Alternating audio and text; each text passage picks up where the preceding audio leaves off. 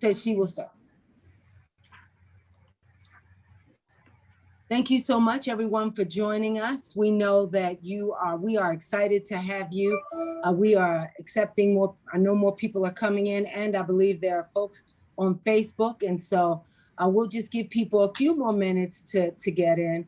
We will turn this over. I'll turn it over to our director of our training division, Mr. Richard Rose, shortly, and he will introduce our guests. You are in for a treat, and I can't say thank you enough for the conversations in Black, because they've been provocative, honest, telling, you name it, they've been it. And so again, we are excited about this moment. There is a 911 out there with regard to the topic that we're going to talk about today.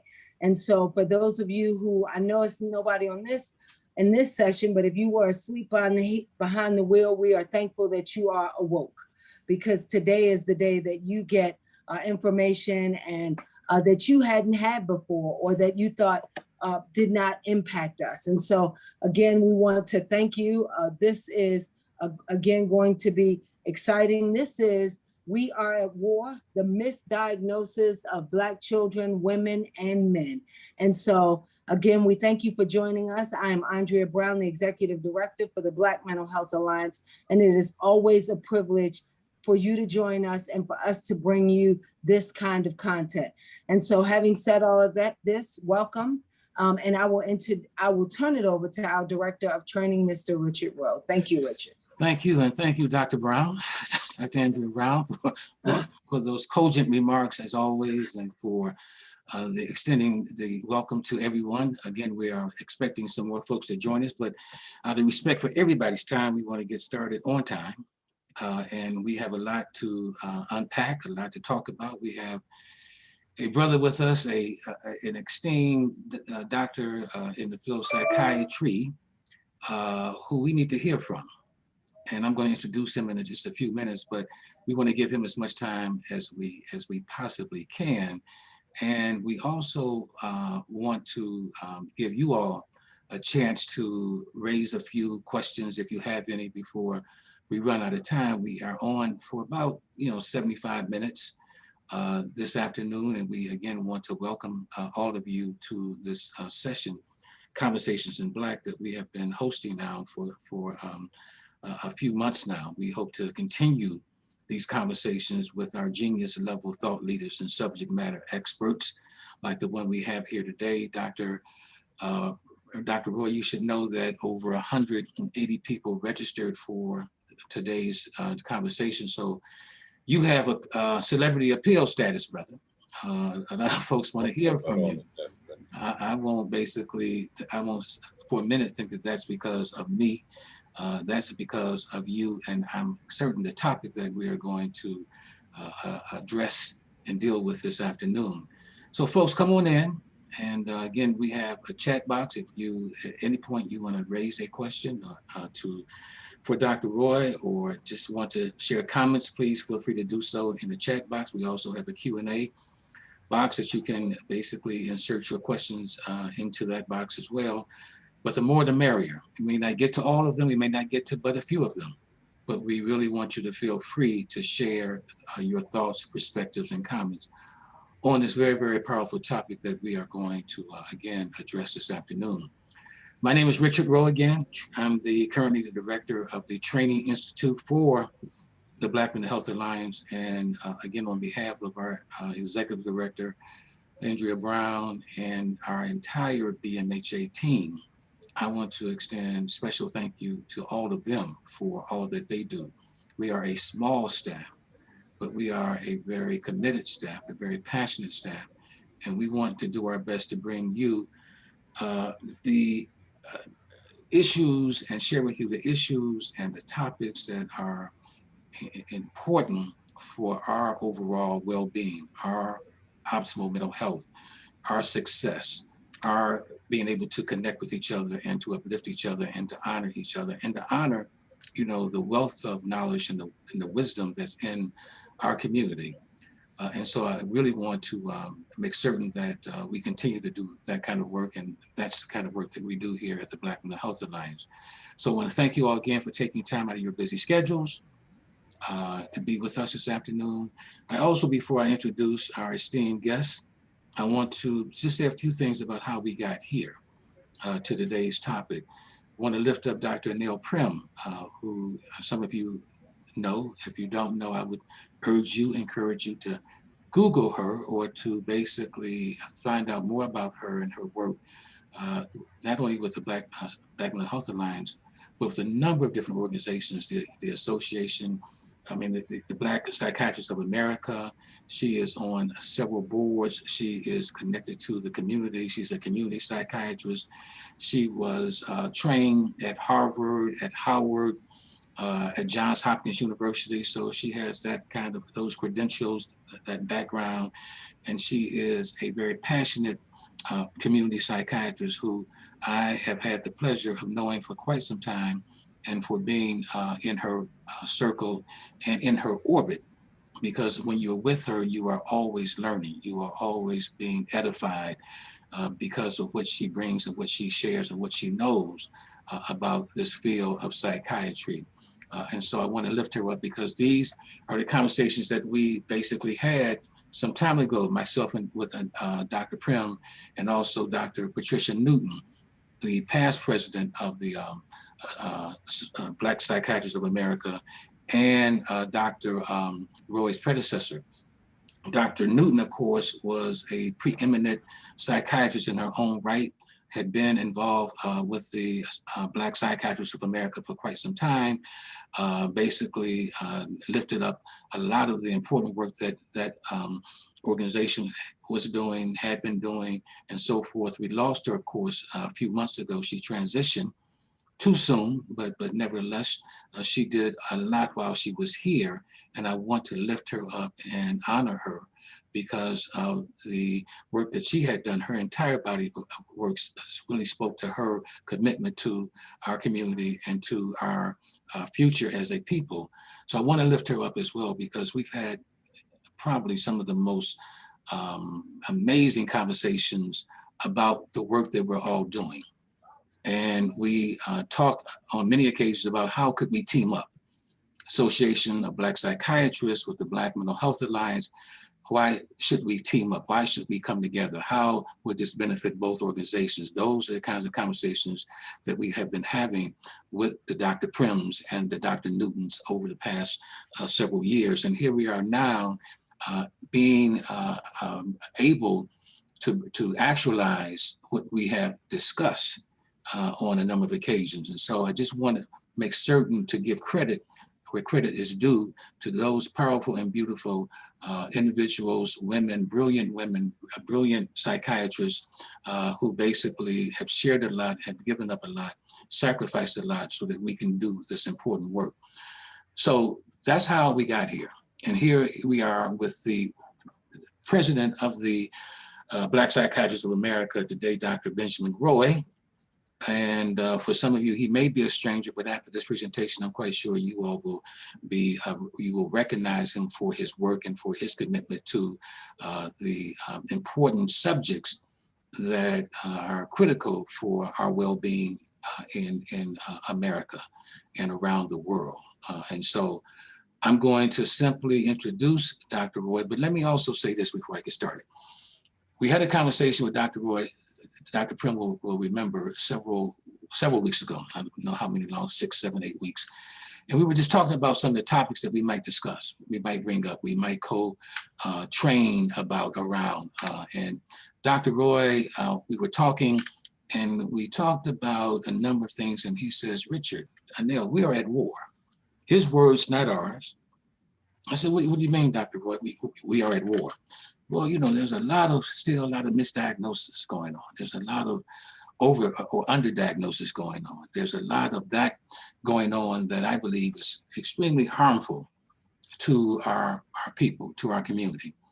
And I said, well, you know, maybe that's it. Maybe that's what we should really start off this partnership around that particular topic and then go deeper into this topic at a later date. This is only an hour and 15 minutes, but you know we need to take this, we need to go deeper into this. So I'm hopeful that in the near future that we will revisit this topic, not basically a kind of introduction to it, but also a deeper dive into what Dr. Roy means when he says that we are at war. I have a few basic comments about the war that we're in around this topic, because when we're usually talking about war, you all know this to be true, the war on drugs was a war not on drugs, but a war on us, Black people. The war on poverty was not really a war on poverty, to end drugs, etc., but it was a war on us again. And we can go down the list of all these declarations about a war, but generally the war ends up being a war on us. And that's what Dr. Roy was talking about. That's what he was speaking about when he was passionate when he shared it, when he said it. And Dr. Prim and I just sat there listening in wonderment about the brilliance of this brother, lifting that up and saying we need to have a conversation about this important topic. So that's why we are here this afternoon, you all. And I just can't wait. I know you all are saying, Brother Roy, be quiet, shut up, get out the way, move over, and bring Dr. Roy to the table. Okay, so I'm going to do that. Dr. Roy, and this is really, you all, I'm not doing justice to the brilliance of Dr. Roy, but I'm going to basically share with you all the very brief bio that he shared with us. He's a humble man, but has done a whole lot. This is a real quick intro. Dr. Roy is president of the Black Psychiatrists of America.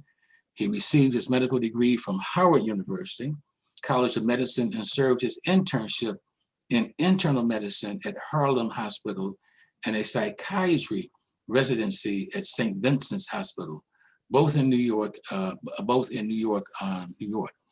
He then completed a clinical fellowship in neuropharmacology at the National Institute of Mental Health and in neuroimmunology at the National Institute of Neurological Communicative Disorders and Stroke, NIH, both in Bethesda, Maryland.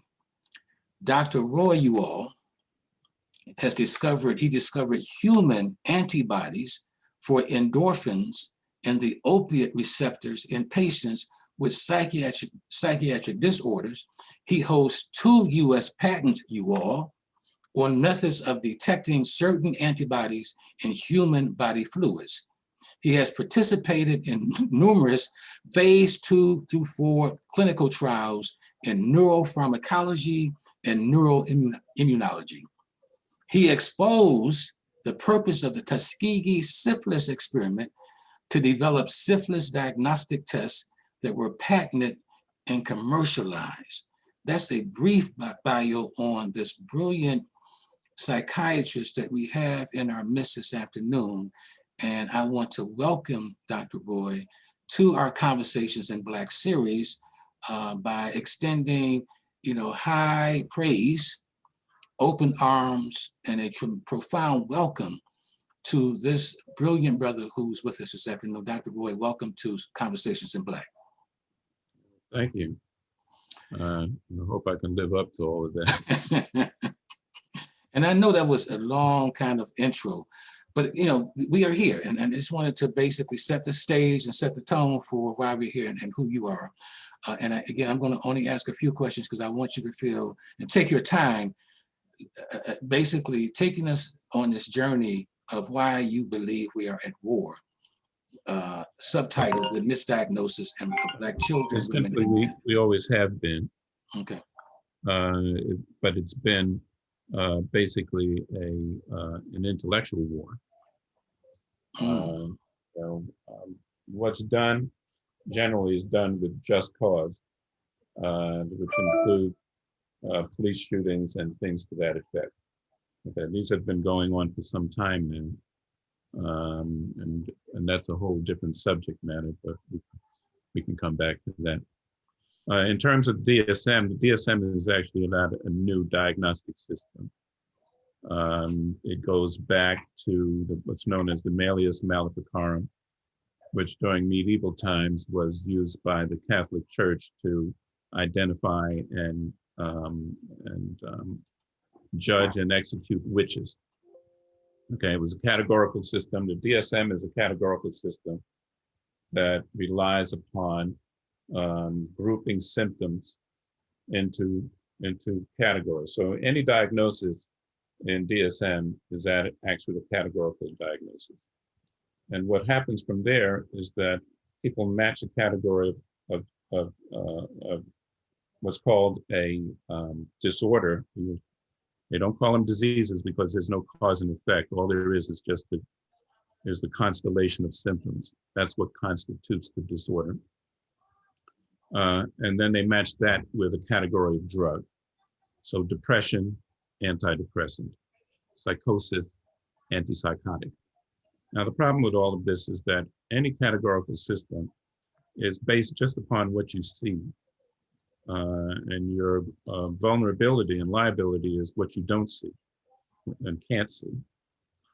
Even when you have technology, for example, when doctors had the X-ray, when the X-ray first came into being, doctors stopped listening to the chest and started looking at the X-ray to tell them whether or not there was disease in the chest.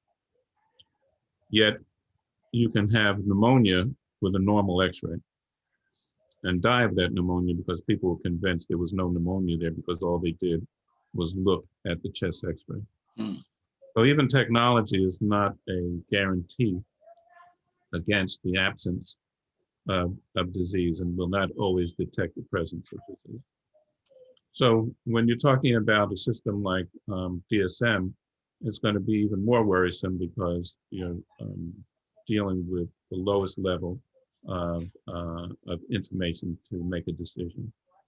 You know, behind the Malleus Maleficarum came people like Dr. Thomas Sydenham, who had a diagnostic system. And in those days, back in the 1600s, fever was a disease. It was not a symptom of the disease. It was believed to be the disease itself. And so there were all these constellations and patterns that the doctor had to learn of fever. So there was a relapsing fever, you know, there was potent fever. There were all these different fever patterns. But in the end, that had absolutely nothing to do with nothing. DSM is no different. You're talking about patterns of symptoms that are grouped. And even though they use statistics to try and give it some organization and some validity, at the end, all it takes is one variable to just knock that down. And a perfect example would be type A personality, for example. Perhaps for the younger folks, they haven't heard of type A personality, but certainly for those who are a little older, you know, at one time, type A personality was a rage in mental health, mainly because you could get wealthy patients to pay for their treatment with a diagnosis of type A personality, which essentially was a high-powered individual who was driven and as a result developed heart disease and peptic ulcers. What killed type A personality was a bacteria, Helicobacter pylori. And overnight, you went from thousands of papers on type A personality to practically none, because now peptic ulcer was no longer a mental health disorder or a result of mental health issues. It was a result of a bacteria, just like many other infections. Well, we're pretty much always going to be in the same situation, and that is that until we have concrete causes to show effect that results in mental illness, people are always going to be basically grouping symptoms under DSM. The DSM diagnoses are very poorly defined. And what I mean by that, in mathematics, if something is well defined, then it gives you exactly one relationship to one thing. 2 times 2 is 4. It's not 5, it's not 6, it's not 170. It's only 4. Okay. An example would be our names. So if you look up Benjamin Roy, there's not just one Benjamin Roy. There are hundreds of thousands of Benjamin Roys. And so my name alone is not a one-to-one relationship to me, nor is it for anyone else.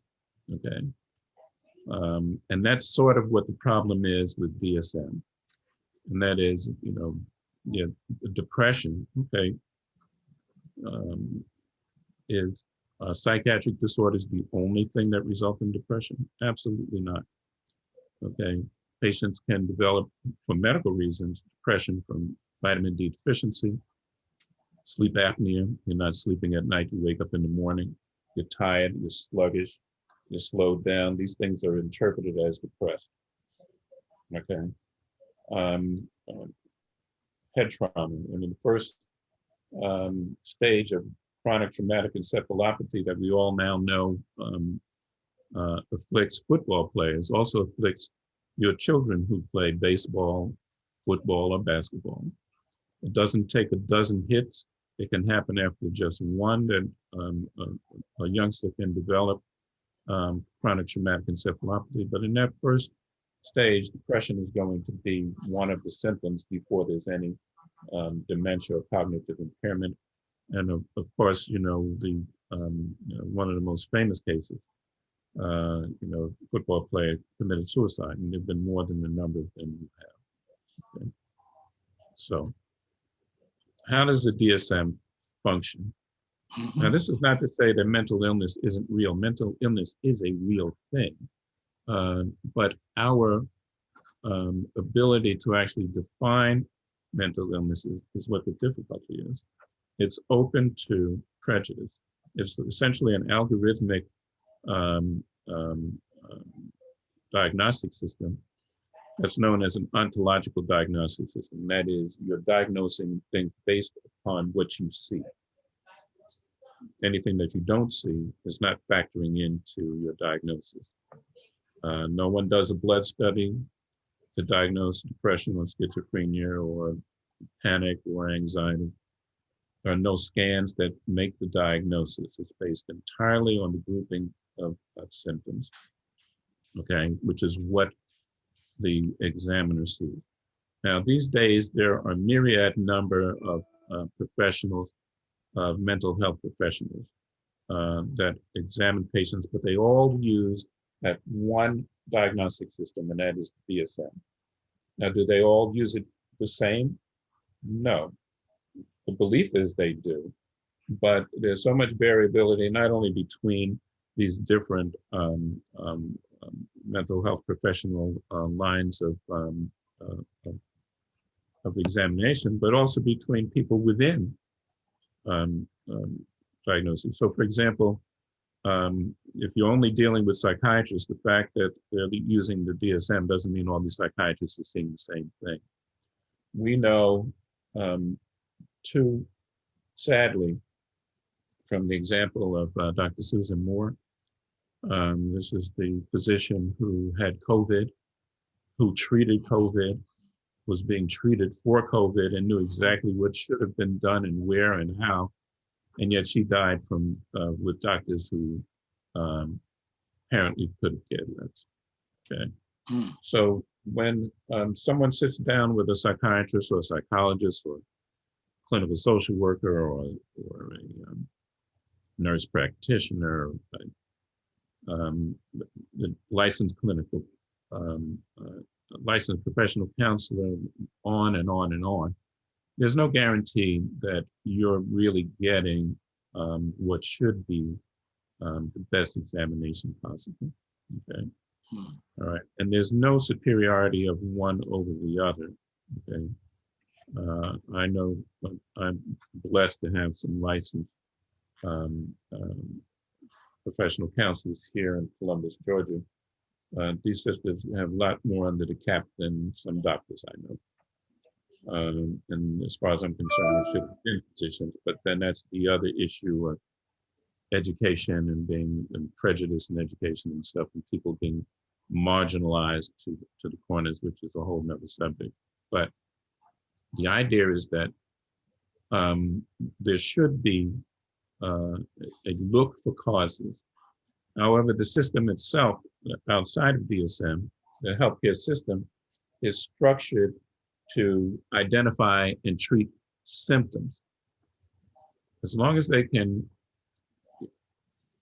ameliorate your symptoms and send you home feeling that you're improved, then that's what you're paying for and nothing more. So your symptoms will come back. even the medications or the cognitive therapy, it doesn't make a difference. These are symptomatic treatments. They cure nothing. And one has to wonder just how motivated people are to actually find a cure, if in fact they can continue profiting from what's equivalent to planned obsolescence. Mhm.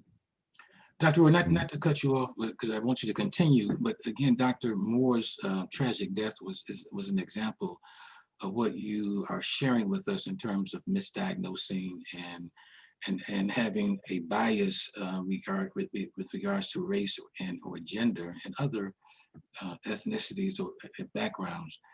But how else does this show up? How else does this show up in terms of misdiagnosis, and where else does it show up? Well, probably children are probably going to be the most important thing. Mhm. And of course, the most frequent diagnosis with Black kids is attention deficit disorder Mhm. or optical defiant disorder, and then things like conduct disorder, all of which basically cripple them because if they have a diagnosis in the mental health system, which is really, to some extent, the education and mental health and the justice system are sort of all part of the same page. It's just folded into three as a leaflet.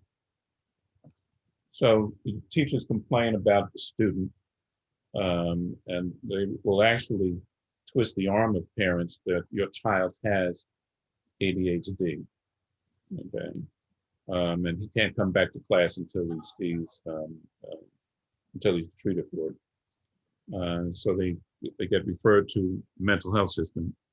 Child gets diagnosed as attention deficit disorder or attention deficit hyperactivity disorder, and they're put on medications, psychostimulants like Adderall and Ritalin, which will relieve the symptoms. But as one young boy said to me, he was 7 years old, one of the first kids I started treating. And I asked him, well, how do you feel on this medication? He was already on the medication when I first saw him. He said, well, it stops my hyperactivity, but it takes away my imagination. Mm-hmm. Okay, which is a deep statement for a 7-year-old child.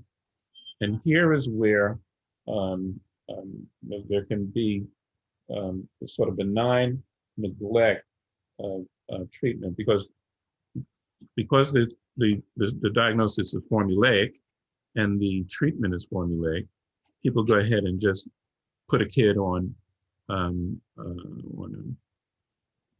these psychostimulants without really examining the child. They talk to the parents or they talk to the teachers or some adult, and they make the diagnosis based upon what the adult tells them rather than talking to the child. Okay. And to give you examples of kids who were diagnosed with ADHD, but who were not ADHD like other children, have been children who've had migraine headaches. Very common that the child with migraine is diagnosed with ADHD, and may also be diagnosed as psychotic. The best example being Alice in Wonderland. That sounds strange to you. Patients with severe migraine develop what's known as Alice in Wonderland syndrome, and they can hallucinate from the severity of their headaches, and they can experience all the things that are in the Alice in Wonderland story. Okay, where inanimate objects come to life, like in the famous Disney cartoon Fantasia. I don't know if younger folks have seen that cartoon now. But here Mickey Mouse do brooms or Beauty and the Beast when the teacups and all the little things around the house all had a life of their own. These inanimate objects for a child can actually come to life, and the child be diagnosed as psychotic when in fact they're having migraine or very severe eye migraine, and as well as adults. Okay. The other common thing that's missed and not looked for are absence seizures. These are generalized seizures, but they don't result in convulsions. The child just blanks out for a second, for a minute or two. Of course, in that time, they're not laying down any memory, and so they don't recall what's happening inside that time period. And as a result, they're interpreted as daydreaming, or they're off somewhere else, is the way people may describe it. And they are diagnosed as attention deficit and put on psychostimulant when in fact they should be on an anti-epileptic drug. And the difference here is that epilepsy has a concrete medical basis, physiological mechanism, and the anti-epileptic is actually a mechanistic treatment. It's not a symptomatic treatment. The other thing is head trauma. To give an example, You said head trauma? Head trauma? Yeah, head trauma. Okay. Yeah, head trauma. And 4-year-old boy was being treated as ADHD. And usually people will question a family and ask them if they had head trauma, and the family may say no, which this family said. But you have to ask, you can't stop there. You have to really beat around the bush. So when the question is about whether or not the child ever had a fall, in fact, he had fallen from a two-story window. He fell into mud, and so he didn't have any frank bruises on his head when he was taken to the emergency room. And the emergency room didn't do an MRI scan or a CAT scan, just sent him home because he looked okay. All right. Now, when people think about head injuries, they usually think about what's known as a translational force, and that is, your head hits something straight to your forehead. But aside from those translational forces, there's rotary forces, where you would like twist the ball and pitch it, or when we want to put,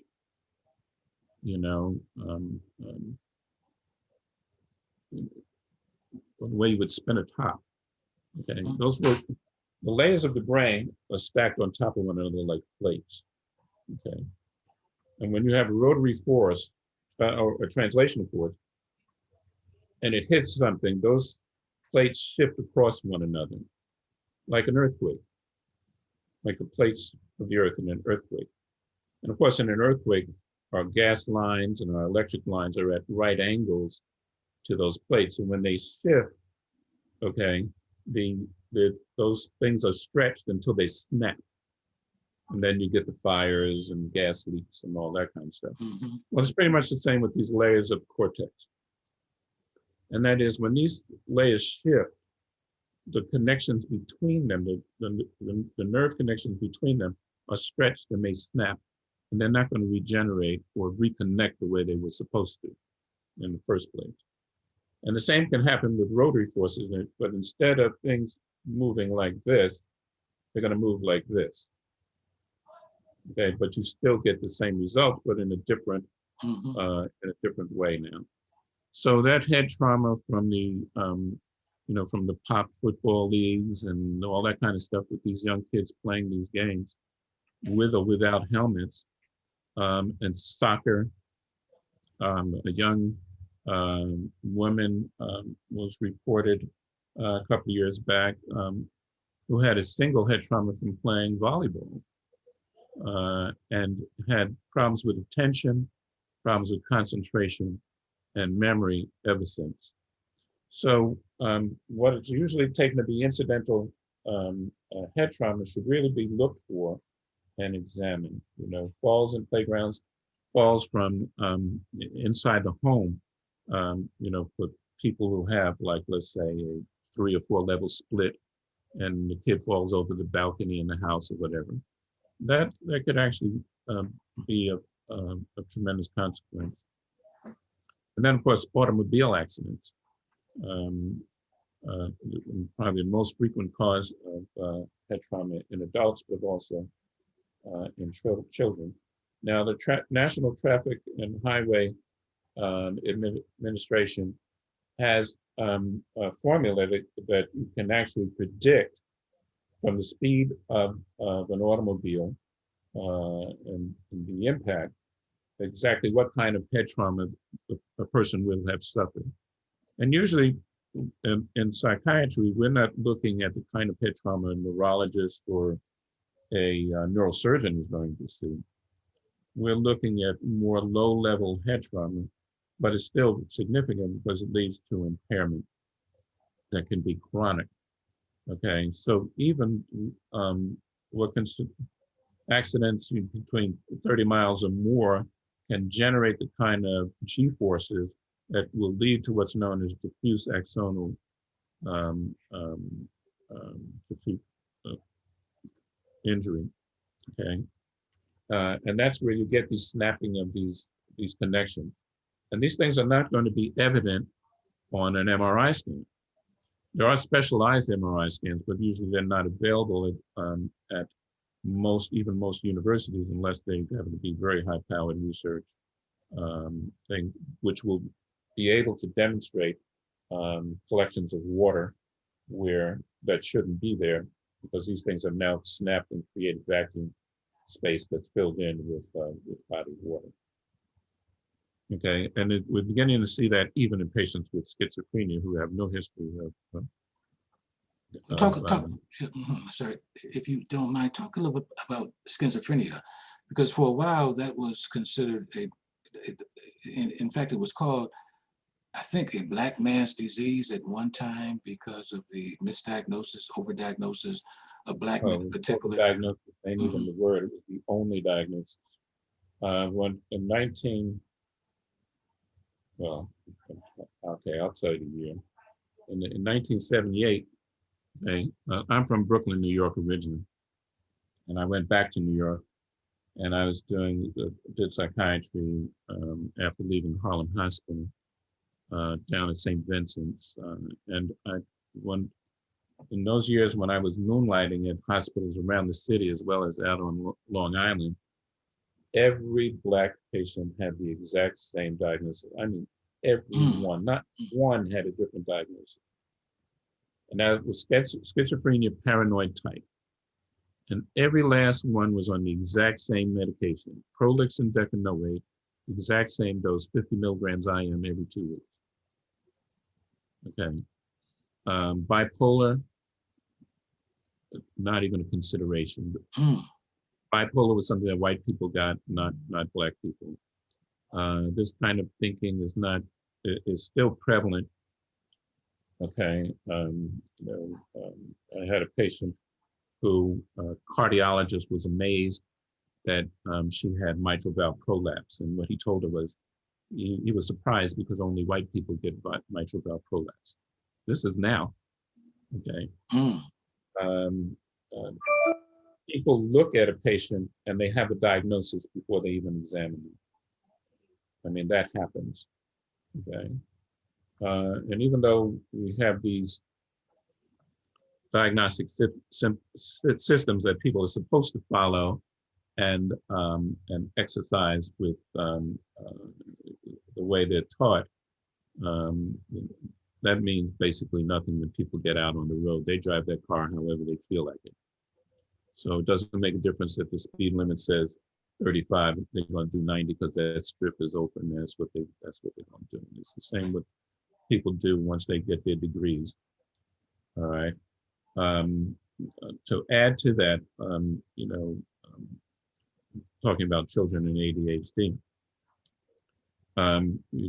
people will do psychological testing on them, supposedly for ADHD, but depending on the examiner, they may throw in their own thing. Now, the thing to realize about psychological testing is that someone who may only make, let's say, $30 from Medicaid for a visit, okay, as a counselor, can go take a course in psychological testing and get paid $500 to do a psychological test in the justice system. So there's a remuneration that drives diagnosis. Here in Georgia, I see indigent patients, and the diagnosis, their care is paid for by the state. But then there's an organization known as, I think it's the AOS, I can't tell you what that stands for. But at any rate, point of the matter is, they only accept certain diagnoses and not others.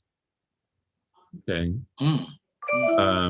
So there is no paranoid schizophrenia, no undifferentiated schizophrenia. There's only schizophrenia, unspecified. There's alcohol abuse unspecified. The unspecified attachment is with everything. Okay. Now, to give you some other examples of how important it is for kids who are diagnosed ADHD to be examined medically.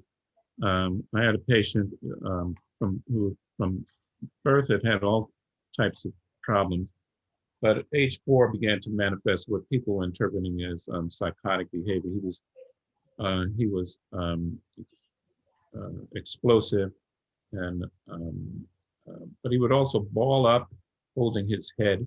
And when his mother took him to the emergency room, what they found was subarachnoid hemorrhages. These are bleeding under the membranes of the brain. And he had all of the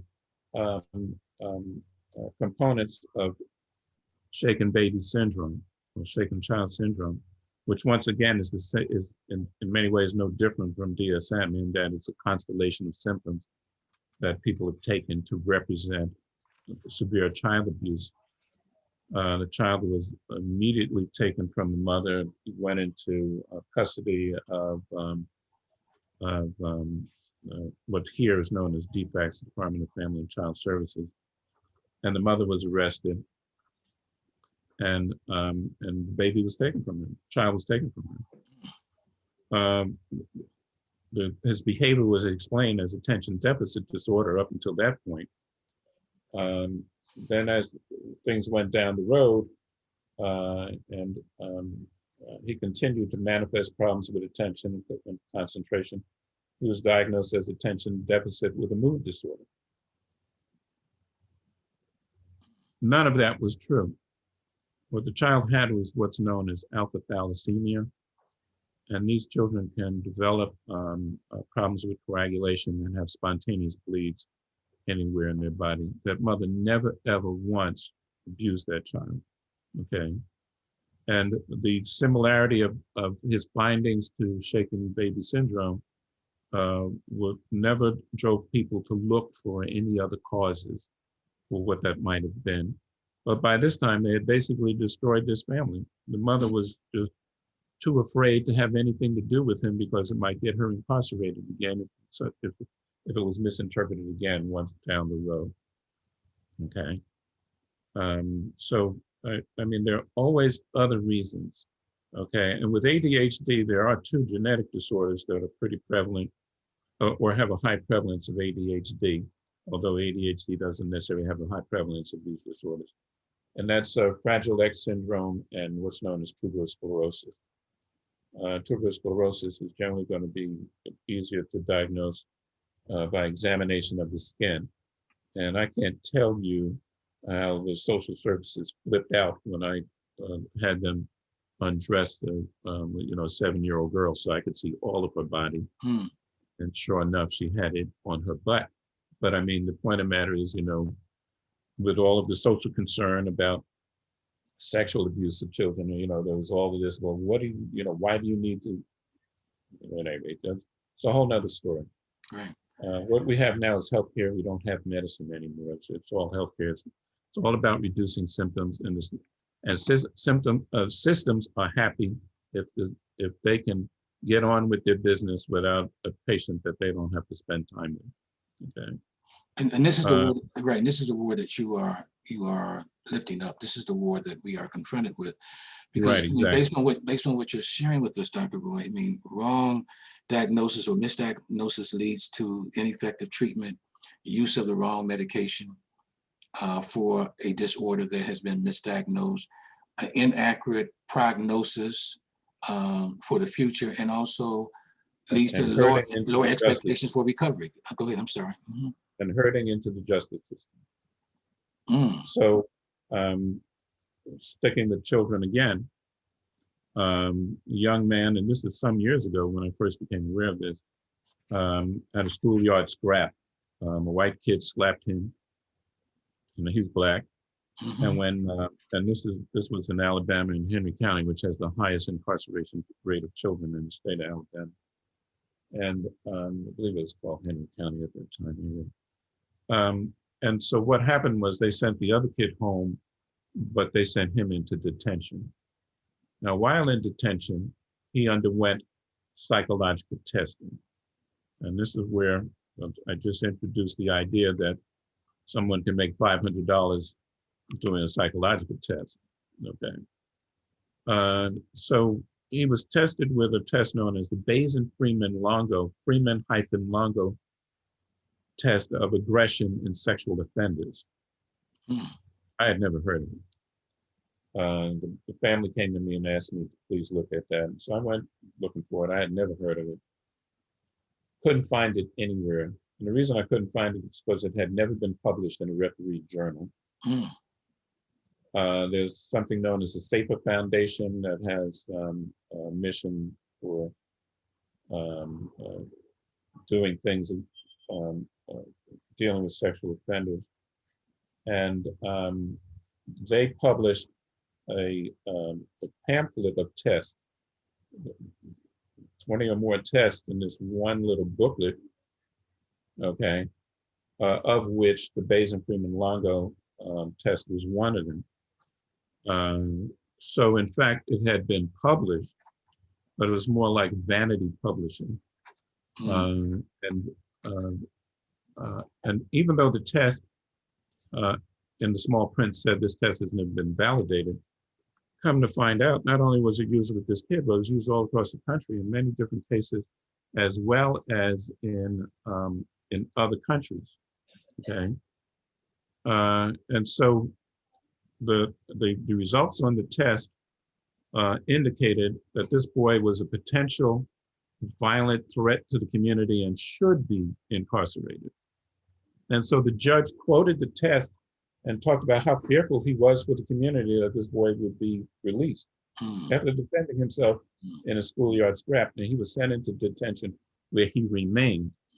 And essentially that kid's life was forever sidetracked after that. All right, he never recovered from that. And, there was this sort of recycling. Well, come to find out, I went looking for the person who examined him, and I couldn't find them as a psychologist, as a social worker, as a licensed anything. And then come to find out, so the one area I hadn't thought about looking, which someone suggested me I should look, and I did, he was a licensed marriage and family counselor. He had a Doctor of Divinity. Okay. And these are the questions he asked that are not on that test. This is what you're going to ask a 13 or 14-year-old boy, and that is, would you have sex with white girls? Now, any boy is not going to say no to any question about whether or not he's going to have sex with a girl. And so he said yes, and that was enough to make him a threat. I mean, that was sort of the birth of a nation question. The Negro menace within our gates question, and that alone was enough to give him a high score on this test, even though the question is not part of that test. First of all, the test shouldn't have been used because it's never been validated with anybody. Secondly, it certainly hadn't been normed for children. It was for adult sexual offenders. His offense was not a sexual offense, okay? And then the family had to tolerate being sent into therapy with a therapist who sat there and tried to behave as though she understood what they were going through. And this is what she had to say. I know I had to deal with the same thing with my son. He brought a pipe bomb to school, and I was so angry with him that I took away his video games. But her kid went to school with a pipe bomb and got sent home, okay, to be punished. So, I mean, when you talk about, the duality and the differences in the justice system extends to therapy too. So let me stop you Black, there. brown, and poor white patients are looked at very differently from other patients. So, if a child with attention deficit who's white, middle class and up, there's family dysfunction. Black kid, so it's heroin or crack baby. Hispanic kid, a poor white kid is meth baby, and a Hispanic kid is a huff baby. This is the way people look at them. So, And Dr. this is Brown, the way I'm sorry. Go ahead, finish. I'm sorry. Yeah. But when I said huff baby, I'm talking about huffing certain gases and things like that. Right. You know. So, Dr. Roy, how do we fight this war? How do we fight this war? Because there's serious harm being exacted on our people again. How should we fight this war? From the professional. Well, first of all the professions in mental health, at least in my experience, tend to behave like they're in separate silos from one another. Mainly because, especially when you talk about money, people don't want to be managed by another profession. Okay, so they act very independently of one another. And even though they talk about team approach, it never really adds up to being that. They pick up this stuff and go, and set up independently, and may be forced to have to deal with a psychiatrist in order for medications, for example, but really don't want to be told or critiqued about what they're doing, how they're doing it, or why. Okay, so I mean, there needs to, when it comes to the profession, there needs to be more integration and more cooperation. Okay, and for the families, we have to educate our families. So, a model to follow for me is out in LA. Bless her, Loretta Jones, who passed away, was an extraordinary, dynamic sister. Okay, who organized, not by herself, of course, but healthy African Americans out in LA. I don't remember exactly the year, but I think it was the 90s, or maybe the late 80s. It came to light that Kaiser Permanente was giving Black and Hispanic children experimental measles vaccines, okay, that had not been approved by the FDA. And in studies in Haiti and in Africa, some children had died, if I'm not mistaken. I may have those facts a little washed up, so people need to check to see exactly what that is. And of course, it was big hullabaloo. And of course, what they will always do is what I began at the beginning was just cause. What they provided was just cause for why they did that. And the usual just cause is that these children are at risk. I know we've all heard that a million times, which makes it seem as though it was okay to do it because we were just trying to save you from yourself. And what the community there did was sit down and they criticized themselves. They said, well, yeah, we're angry with Kaiser Permanente, but we're really angry with ourselves for not having been educated enough to see this coming, recognize it when it got here, and to stop it before it turned into something. And so Healthy African American Families was organized to do exactly that. And when you went out to LA and you talked to anyone that was involved with Healthy African American Families, they could break down research to you from A to Z. Phase 1, phase 2, phase 3, phase 4 trials. What kind of statistics was used, how you interpret this, blah, blah, blah, blah. Okay, that's what we need. I mean, we need to raise the intellectual level of our community as well as our practitioners, because our practitioners believe that the DSM, what they see in DSM is actually a thing, But that's like me asking you to go bring me a cup of wind A or a couple box of gravity. Yeah, it's true that wind exists and gravity exists, but these aren't things that you can just pick up, as and physically in your hand. Okay. There are also things you can't see. So maybe, in terms of an analogy, we're talking about things in mental health that people think they see, but what they're not seeing is much greater than what they are seeing. And what you're not seeing really is the dominant issue, but it's not available to us as yet. Okay. And then, of course, there are lots of cultural things that are important.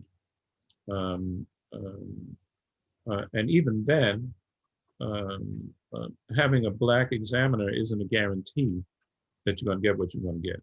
So here's another example. A child, is asked to examine a child that everyone was convinced was psychotic.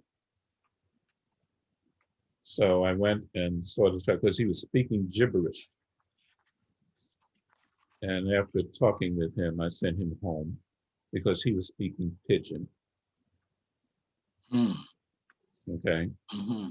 So as much as we like to bang the multicultural drum, we really need to learn and appreciate our own cultures other than just the South or the cities or the West, all of which are different from one another. Okay, because we have Africans, we have Afro-Caribbeans, we have Afro-Latinos, okay? We have Afro-Asians. And if you saw the BET Awards the other night, okay, you saw Anderson, okay, who he and why am I blocking in their young boy's name? I mean, they're wonderful performers. Don't make me sit here and sing "Keep the Door Open." I know y'all don't want to hear that. Okay, but he's Afro-Asian. He's Afro-Korean. Her is Afro-Filipino. Mm-hmm. I mean, they're just not one or two. I mean, we have hundreds of thousands, and they all deserve our equal attention as much as the ones we may know to our best. And of course, we all feel most familiar with what we know best, and with something we don't know, we want to squeeze it into what we know so we can deal with it, which is a lot like telling your child, well, I don't like the name Kwame. I have a difficulty pronouncing that name Kwame, so I'm going to call you Tommy. Mm-hmm. I Mm-hmm. mean, that's basically what we're doing to anyone who may be of African descent like us, but we want to squeeze them into, a square peg, so to speak. Right. So we have to up our game in knowing the breadth, and it's a very wide, beautiful breadth of our own culture. Right. Okay. Has there been like a kind of a collective approach by our professional organizations within our community to lift this issue up and to basically come together with a solidarity, not just a statement, but a position, and to basically make it known that this is happening after all of these years, and it seems to not be, seems to be increasing. The misdiagnosis of our people continue to increase. Have you seen again where we are as a community coming together to fight this war at the level that it needs to be fought? Yeah, well, I think that, there are a number of organizations, the Black Psychologists, their organization is very much committed to developing a completely different approach to therapy, that's rooted in Black culture. Okay, there's the Black Family Summit, which is completely committed to this as well. And the Black Psychiatrists of America, the annual meeting was always held overseas in the Caribbean, in Africa, in places where there were Black communities, so that people would be exposed to cultures of African descent in other places, so that you recognize it when you see it. and be conversant with it. Okay, and those meetings were always in conjunction with psychiatrists from those areas as well as other areas. So, I mean, the Black psychiatrists, although, we're known as the Black Psychiatrists of America, we really have part of an international brother and sisterhood of other psychiatrists in other places around the world, Afro-Europeans, we have no end of Afro-Europeans, some wonderful ones, and I recommend that for those of us who love music, there's a sister from Germany by the name of Joy Denelani, and she and 3 other sisters have put together a 4 women. You know Simone's 4 Women? Well, they have an Afro-European version of that that is off the charts. Okay, you go to YouTube, just put in Joy Denelani and Denalane, 4 Women. It is fabulous, and you will find there's so many others out there.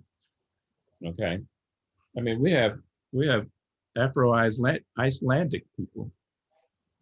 Iceland. You think about Iceland, do you think about anything Black at all? No, sir. No, sir. Not one. Yet it has a fascinating history, and that is it was probably the only place in Europe that accepted escaped slaves without any question. As a result, now have a couple of hundred people that are descendants of those people. Okay. So at any rate, the main thing that we need to do is to keep children out of the hands of the justice system, and our adults as well. I've been using children as examples mainly because they're the easiest to show how these differences, but also out of the hands of the mental health system.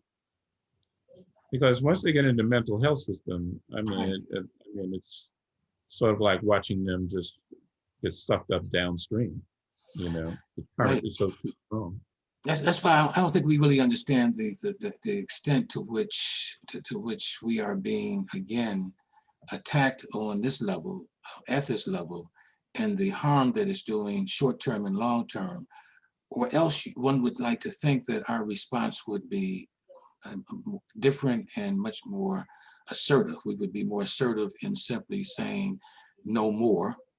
I mean, I think the American Psychiatric Association came out with an apology statement a few months ago, indicating that they were apologizing for much of what you have just shared.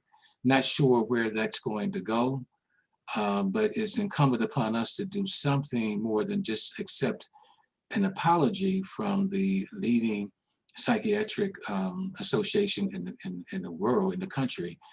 And one would like to think that we have a game plan to really once and for all just address this issue in a manner that it needs to be addressed, or else, Dr. Roy, we're going to continue to be on the losing end of this war, given we haven't even talked about misdiagnosis that occur with women, Black women. We know that is a serious issue. We only touched on the men, Black men, with regards to schizophrenia and how that leads so many Black men into prison because they are basically misdiagnosed and considered not only angry but also unable to treat or unable to really address their anger, and so prison becomes an option for them. Help that much. When you talk about women, domestic abuse, of course, is at the top of the list. And women who get flashbacks can be diagnosed as schizophrenic. People that think they're hallucinating when they're having a flashback. One of the biggest damages of domestic abuse is that those women who are so disabled by it aren't able to get Social Security disability. So for those folks out there, I think there has to be a push to for severe domestic abuse to qualify as a social disability entity. Okay. Because when you put in post-traumatic stress disorder as a diagnosis, that doesn't help people that much in terms of getting disability payments, despite that they may be severely impaired by it alone. So there has to be a political movement to change legislation so that, in fact, that can happen. Yeah, and one of the ways to help that along, once again, comes back to head trauma. You know, I was talking about falls and I talked about automobile accidents. The National Traffic Highway Safety Administration formula can be used as long as you're able to convert the forces that the patient is subject to G-forces. So a fall is easy enough to do. But, you know, there are physical forces to punches and kicks, and there's data available for that. Now, this is where you run into the mathematics of mental health, which is like finger paint. You know, all of the rating scales, they only use whole numbers, 0, 1, 2, 3, whole integers. You know, I mean, that's not science. Okay. I mean, you wouldn't want to rely upon whole integers, you know, for anything in terms of your medical treatment. And the formula for what's known as the head injury criterion involves, you know, pretty strong algebraic equations, and then most people don't want to be bothered with that. And so they're not going to touch it, or they never learned it to start with, because all they needed to do was be able to count on their fingers to do personality tests. Okay, so you can provide that information to you know, the system that may not want to hear it, but it makes a more forceful argument for the patient. You know, we have to put them in a position where there's no escape. Okay, so you know, I had a patient who had a history of molesting and raping women, and they didn't want to give him medication, which is the other issue we deal with, and that is we sometimes can't get the medication we want for patients because the Medicaid doesn't want to authorize it. And so you have to bootstrap them. You know, you write down exactly what is going to be their liability if they don't give the patient the medication. Then the patient will get the medication, but they're more worried about their behind than they are about it. Okay. You know, when it comes to substance abuse, there's a lot of pushback about use of medications to treat substance abuse or to treat even schizophrenia. The most expensive drug that I work with is a drug that lasts for 3 months, and it's $8,000 for that dose. Yet, I spoke with a family recently, and it's an African-American family, that's paying $11,000 a day for their son to be treated without medication. I mean, $11,000 worth of video games, that's a pretty good penny for those people who got that. There's a lot of mental health snake oil, but it's dressed up so sweetly and it tastes wonderfully. So people just sort of swallow it hook, line, and sinker and believe that it's working. And it's not only medications, it's not only the system. Same things can be levered against the current rage, which is cognitive therapy, which was developed by Thomas Beck. Okay, and the instruments they use to assess whether or not it's working, he developed, known as the Beck inventory, which says that the thing he developed is working. And you know, that's a lot of in-house stuff. But the thing about it is the underlying philosophy. And that is, he made it a point that it was related to Stoic Greek philosophers, which is incredible that anyone would just listen to that and not have raised the question right away, because the Stoic philosophers approved of suicide as a means of solving problems that when things weren't working out for you, commit suicide. Wow. Which a number of them did. Great. So you have a therapy which is judged by a psychometric test developed by the person who invented the so-called therapy, which, by the way, is another thing, another issue. We all know how the Beatles covered, not the Beatles, the Beach Boys covered Chuck Berry songs. Right. Okay.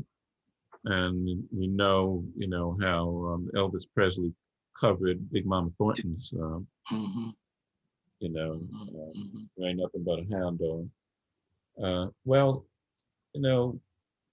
Cognitive therapy covered rational behavior therapy, okay, which was a Black psychiatrist who developed that. He was once the chair at Howard University, and Europeans to this day are still very much in favor of rational behavior therapy. It was practiced widespread, and I think people need to grab hold of his books. I don't know why I'm blocking with his name right. What's his name again? I'm sorry. Maxie Maltz.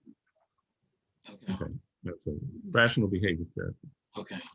Dr. Will, we only have a few minutes left, and there was one question that popped, was inside of the chat box that I'm going to at least lift up. We're pretty much getting close to being, to the end of our program. This question came near the beginning, and the question was raised by Michelle, and she asked the question, since racism is a mental health issue, why isn't there free therapy for Black and Indigenous folks? What can be done for Black and Indigenous folks to get consistent therapy suffering from racial trauma and white terrorism that ends our lives prematurely? But we know that racism hasn't been declared a mental health. I mean, on the one level it has, but it's not inside of the DSM. Racism as a mental health illness, it doesn't show up. But anyway, that's the question. Because the APA fought that back. I can send you an NPR interview. What was the guy's name? Richard. At any rate, he was the main person leading to the creation of DSM 3 and 4 before he died. And the question was asked at some point, were there any periods where you had a lot of pushback from any psychiatrist? And he chuckled. I mean, this man chuckled and said, well, there was this one thing about whether or not racism should be included as a diagnosis, but no, we took care of that. And I mean, basically, just because it may be a real thing and have real effects doesn't mean that it will be accepted, or for that matter, paid for in treatment. I've taken a look at the chats which I hadn't before, and I noticed that there's a question about nutraceuticals, which is really a great question. Okay. Which brings us back to ADHD, the star of today's talk, apparently. Omega-3s, as many children respond to omega-3s as due to Ritalin or Adderall. Now, for people my age, I'm 72. We used to be given something that your parents would have to pull you from underneath the bed or chase you down the block to give you in a teaspoon. And I know all the people around my age or anywhere close will remember cod liver oil. Okay. And it was the nastiest taste, and oh man, it was awful. Okay. But let me tell you what's in cod liver oil. Omega-3s, vitamin A and vitamin D, all of which a growing brain needs. Now, it turned out that cod liver oil actually came into fashion because in the 19th century, they noticed that people who were taking cod liver oil were less likely to develop tuberculosis. And that's why a family started giving their children and others cod liver oil. But it has the benefits of having omega-3s. I mean, think of your clothing as the membrane over your nerve cell. And if this is all tattered and worn, you're going to have problems paying attention. Well, this material is made up of omega-3s. So when you give a child omega-3s or an adult omega-3s, people with memory problems, omega-3s, it's sort of like repairing that fabric, okay? And you will find that kids' behavior will change, okay? They'll start paying attention, they'll start reading more. Now, this is not going to happen with every child, but you're not really exposing your child to any risk by giving them that because the cells of their body need that anyway, okay? I mean, this is what these membranes are made out of. So nutraceuticals, yes, there are things you can give. And for depression, NIMH did a study with what's known as SAM, capital S, A, capital A, capital M, small e, SAM-E, which is adenosylmethionine, in a treatment of depression, and actually saw that they had improvement in mood with daily SAM-E. Okay. So I mean, I guess we probably need a whole week's conference of all the different ways we can re-engineer what we've been taught, which in a lot of ways doesn't work for us and doesn't work for other people. So things I've been talking about are not just for Black people. I mean, they're for any psychiatric patient. There are shortcomings everywhere. Right. And when you talk about psychiatry and mental health, all of those early theorists was some of the most racist people you ever want to see. If you want to read something, read Carl Jung's statement on Blacks. He warned white people not to fraternize with Black people because you'll become the primitive like them. And then he used American whites as an example. He says, see how they move differently? They move like Black people. They like that jazz and they like that Charleston and Hucklebuck and Black Bottom. And we don't want that happening to us, Okay. You know what, if I can, this may seem a little, the Nazis, everybody talks about Jesse Helms and the 1936 Olympics. Well, before the 36 Olympics, months before the 36 Olympics, the most damaging thing done to the Nazi was not that a Black man beat them in a race. It was that a Black woman sang German songs better than the Germans did in Germany. Okay. In Germany. In Germany. Okay. Yeah. Wow. I'm getting so old now. I mean, I can see it clear as day. We all know the soprano who sang at the Lincoln Memorial. Mahalia Jackson? No, not Mahalia Jackson. There's an operatic soprano. Oh, okay. I was born and raised in, and then I'm blocking her name. Okay. No. But she sang the Alto Rhapsody by Brahms in Vienna.